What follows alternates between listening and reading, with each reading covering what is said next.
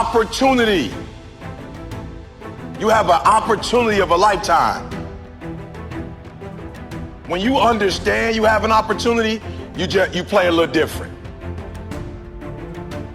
When I dropped out of high school and I started going to this church and let me speak, I picked up the mic. I was 16 years old, I picked up the mic. I'm not gonna say it was the best speech I ever did, but when I picked up that mic and got off that stage, I was like, yep, I can do it. So hear what I'm saying, opportunity. I got an opportunity, you got an opportunity. So here's the deal, when you have an opportunity, why would you give 80%? Why would you give 80%, 70%? Why wouldn't you always give 120%? It's sports, it's basketball. Why wouldn't you give 120%? You can't dictate if the ball gonna always go in. You can't dictate what kind of game you're gonna have. You can't dictate how your body is gonna respond to moving around. But you can dictate your what? You can dictate your good. You can dictate your, you can always give 120% effort. And every day I want you to wake up and not just go, I'm sweet like that. I want you to go, I'm not just going with skills. There's a one type of dude who feel like because he's gifted that it's just an automatic road for him. And let me tell y'all something. You are gifted, but you gotta humble yourself. You gotta understand that pride comes before a fall. You may get it, but right now what? Oh, I can't hear y'all. You may get it, but right now what? You don't have it.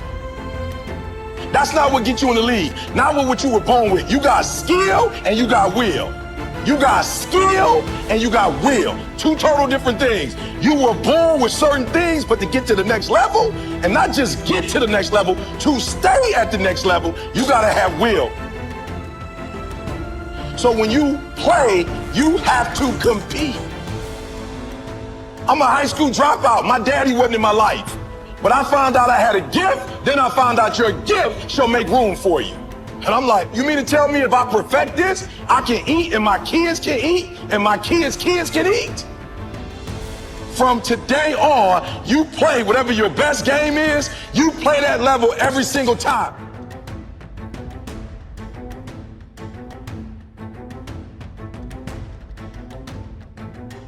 So some of you like me, I ain't have my daddy. Right, I'm from Chicago, South Side. I had my father in my life.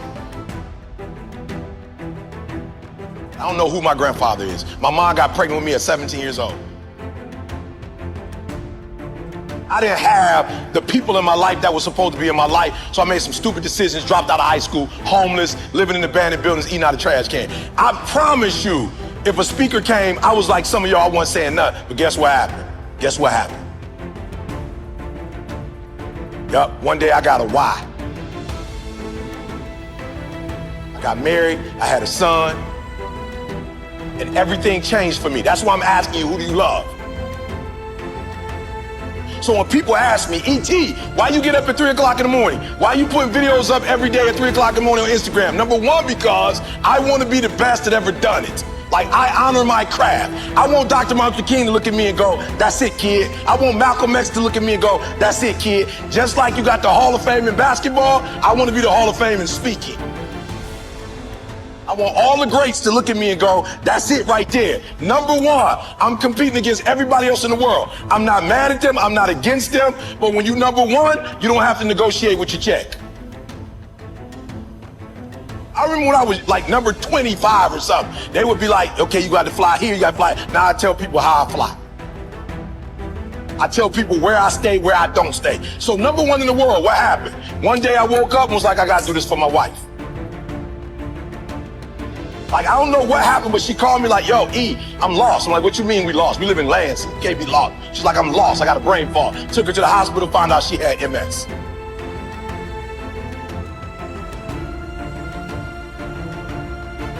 The doctor was like, look, this is the one thing we can tell you.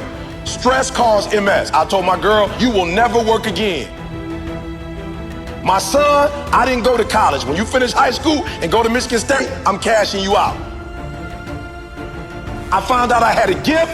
I started thinking about what my mom need, what my sisters need, and a lot of y'all, you selfish, flat out. How many of you in this room? Some of y'all, you good. You don't make it to the league, you tight work. That ain't all y'all.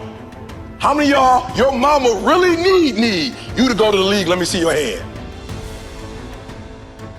Hands down, I'm gonna say it again. How many of y'all need to move your mama out that neighborhood and y'all need to put your mama in another neighborhood and the league is how you gonna get there? Let me see your hand.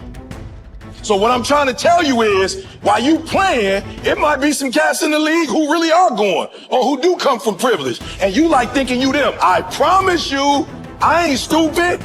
I ain't Tony Robbins. I don't come from where he come from. I don't come from where Kiyosaki come from. I don't come from where Zig came from. My mama barely finished Dunbar. I'm from the south side of Chicago. I ain't had no safety net. You acting like if you don't make it to the NBA, you got like some second opportunity that's gonna pay you $100 million. How many of y'all in the room right now, your mama got a safety net? So, other than you making it to the league, you got another way where you about to make $100 million. Let me see your hand real quick. For real, because that's what you acting like. Now, if your parents got that, hey, you good. But some of you, your mama ain't got that. So when you hoop from now on, I don't want you to see basketball. I want you to see your mama getting out the hood. So every time you get your handle straight, your mama is that closer to doing what? Every time you get your character straight, you heard what the man said. He said that they got to choose between the two of y'all. They not choosing the snotty-nosed dude who think he everything, who don't speak to people. You know, when they always pick me, I always ask, why y'all pick me and not the other speakers? They say, because you easiest to work with. Because when you come, you don't talk down to nobody. You clean up behind yourself. He just said, I'm a grown man. They say you clean up behind yourself. You don't cause problems, E. Number one, this is not about basketball. This is about who? Yourself and then who? Your family. So the days you don't feel like working out, it's easy. How do you get motivated? How you get pumped up? You think about mama and that feeling on draft day. And which one is more important? You get some rest or mama coming to the draft? I'm just being real. Which one is more important?